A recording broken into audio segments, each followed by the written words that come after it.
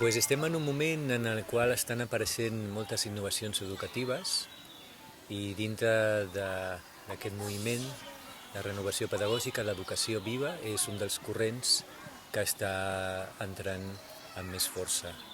L'educació viva no és un mètode, bàsicament és cultivar una actitud d'intentar cuidar les relacions en tot moment. Les relacions amb les famílies, les relacions amb els nens des del punt de vista de lo pedagògic i també de l'acompanyament emocional, les relacions amb els companys dins de l'espai de treball.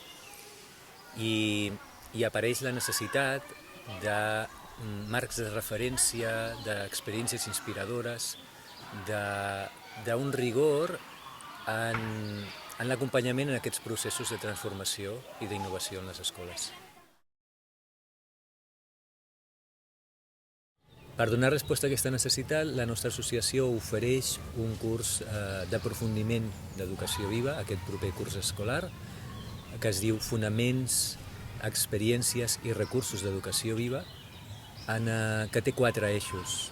Per una banda, ofereix un marc de referència teòric sobre l'educació viva, en el camp de la psicologia, de la pedagogia, de la sociologia, de la filosofia.